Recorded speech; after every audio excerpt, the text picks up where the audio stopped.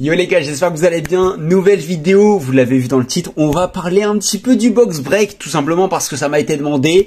Vous allez voir, ça va être une vidéo assez rapide, juste on papote. Je sais pas trop s'il va y avoir des coupures et tout parce que j'ai pas préparé, enfin si j'ai un petit peu préparé la vidéo YouTube.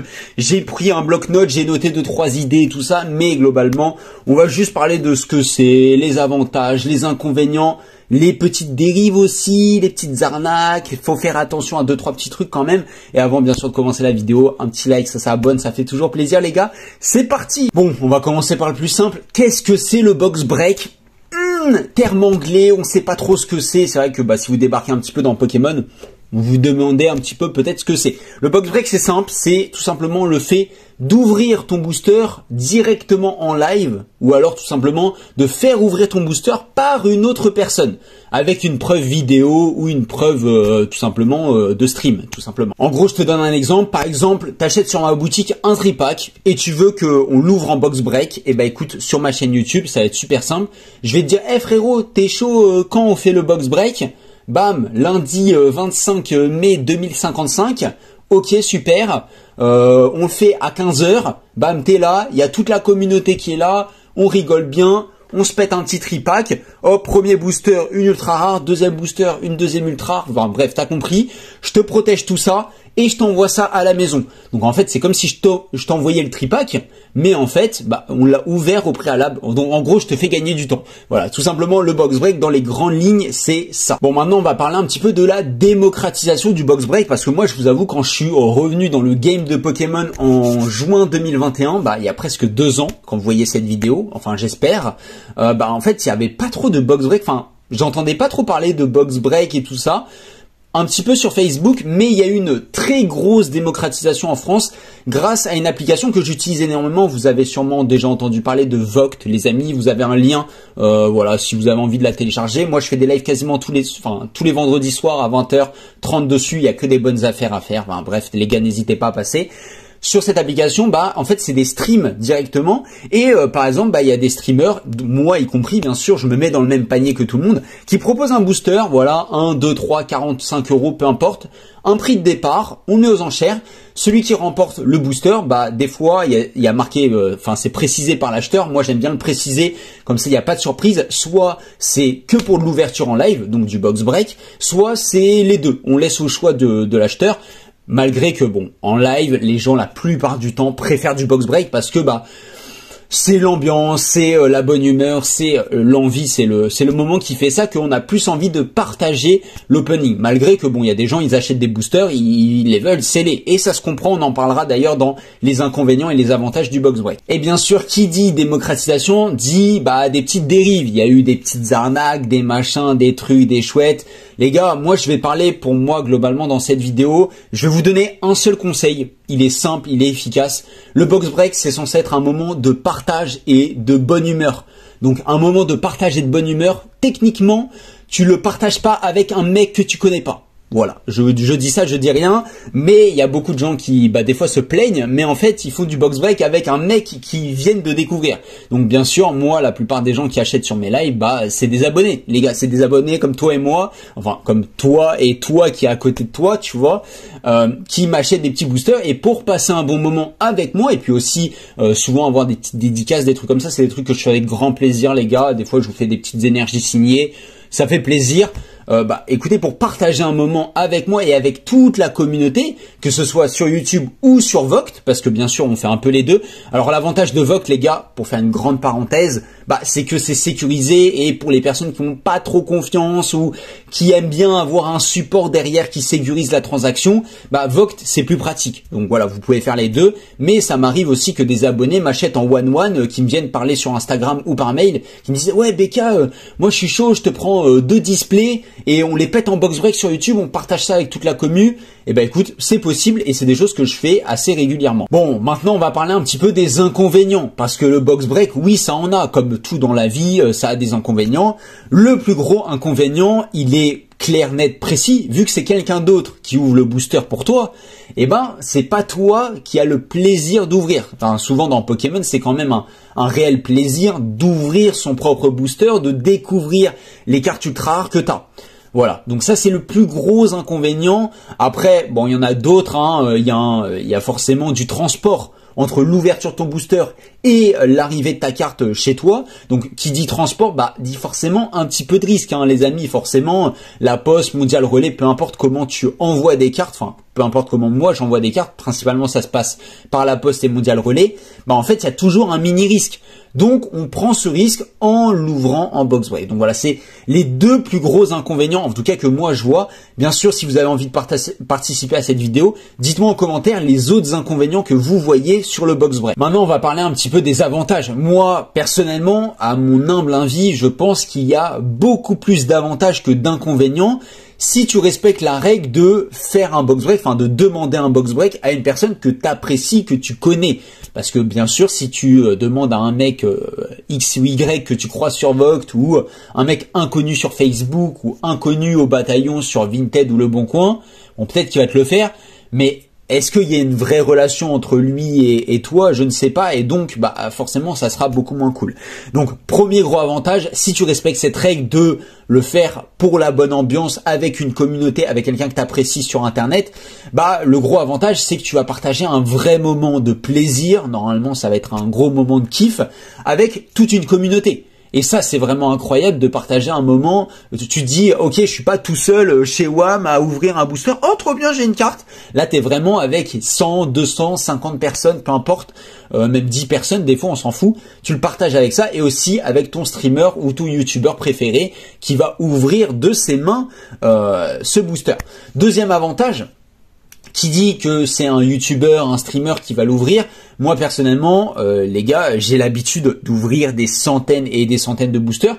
Donc cette expérience, vous en bénéficiez grâce au box break. C'est-à-dire que moi, si j'ouvre vos cartes, bah en fait, il y a beaucoup moins de chances que je les abîme parce que j'ai tellement l'habitude que jamais je vais abîmer ou rayer une carte par mégarde en ouvrant un booster. Ce qui peut arriver chez une personne lambda, chez toi, si tu n'as pas trop l'habitude.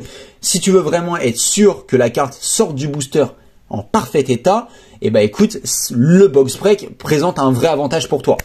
Troisième gros avantage du box break, bien sûr, on va ouvrir le booster en live, mais en plus de ça, moi je parle pour mon cas, parce que c'est pas le cas de tous les streamers, voilà, bref, on va parler de notre cas, les gars, on s'occupe pas des autres.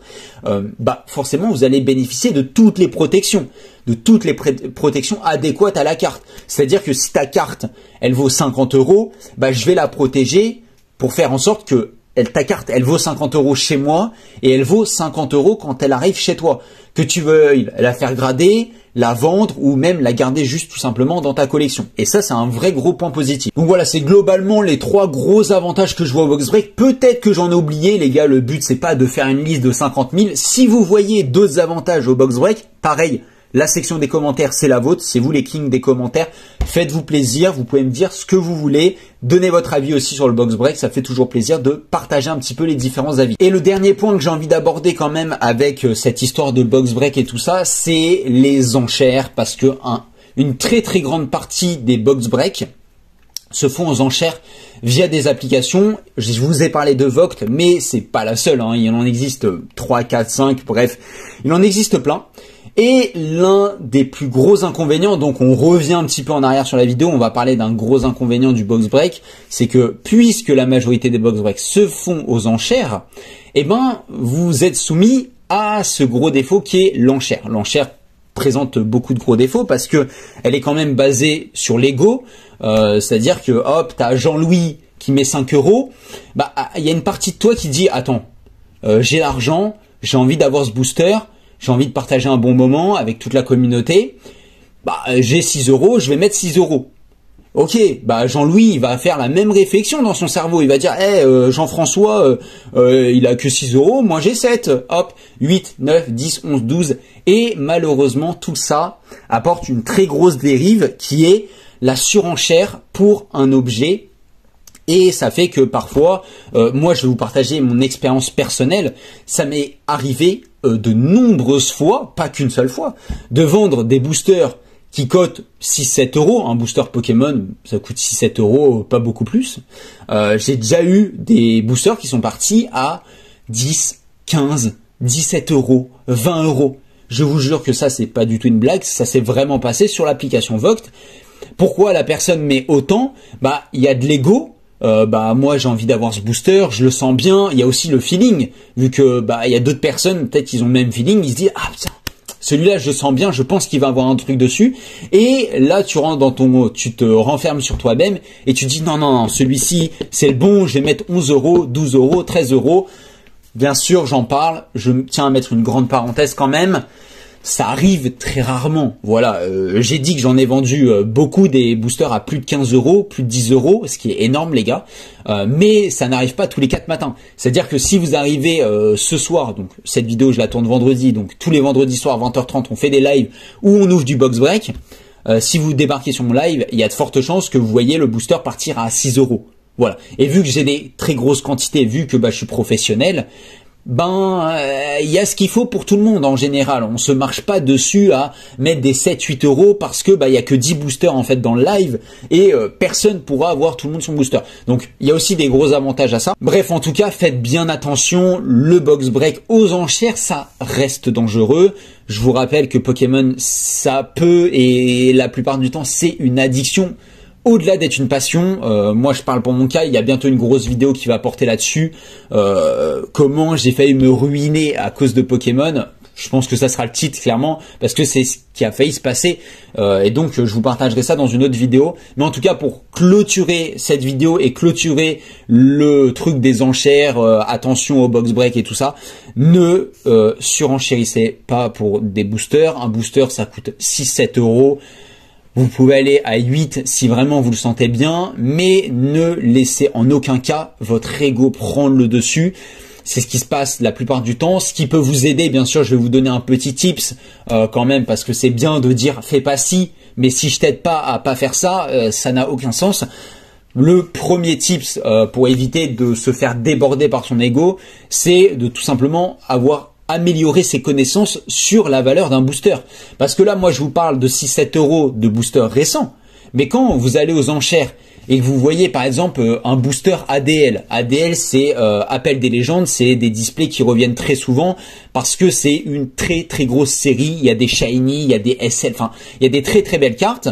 Et très couramment, ça arrive qu'il y ait des box breaks sur cette display et la plupart du temps, les boosters partent bien au-delà de leur cote. Parce que aussi, il y a un petit manque de connaissances. Et comme je vous ai dit, il y a le fait que on connaît le streamer, on connaît, il y a de l'ambiance, il y a un live, on s'amuse tous, donc on est plus tenté de mettre plus. C'est un piège dans lequel il faut éviter quand même de tomber. C'est mieux, les gars, n'oubliez pas qu'il n'y a pas que les lives, il n'y a pas que le box break. C'est possible d'acheter en loose et d'ouvrir soi-même et de payer moins cher. Il y a aussi un compromis à avoir. La plus grosse astuce que vous pouvez appliquer, c'est déjà de vous fixer un budget. Si vous n'avez pas de budget Pokémon, je vous rappelle, ça reste un loisir, sauf si vous voulez lancer votre boutique. Là, ça va devenir un business, donc ça va être autre chose, ça va plus être de l'investissement. Vous pouvez aussi très bien faire les deux. Je vais pas débattre de ça. Bien sûr qu'on investit tous aussi grâce à Pokémon. On sait que ça va quasiment pas prendre de valeur. Perte de valeur, pardon, justement, ça va prendre pas mal de valeur, enfin quasiment tout sur la durée dans Pokémon prend de la valeur. Donc, fixez-vous quand même votre budget si ça reste purement du loisir. Et par rapport à ce budget, vous savez que, par exemple, je dis n'importe quoi, mais si tu as 15 euros de budget, si tu achètes un booster à 15 euros, tu sais que tu as flingué ton budget dans ce booster. Donc vraiment, il faut avoir un bon feeling. Alors que avec 15 euros, tu peux t'acheter 2 boosters, 3 si tu as beaucoup de chance. En tout cas, j'espère que cette vidéo vous aura plu. Comme d'habitude, n'hésitez pas à mettre un petit like, à vous abonner et tout ça. C'était une vidéo un peu plus blabla et tout ça. J'espère que vous avez kiffé en tout cas le format.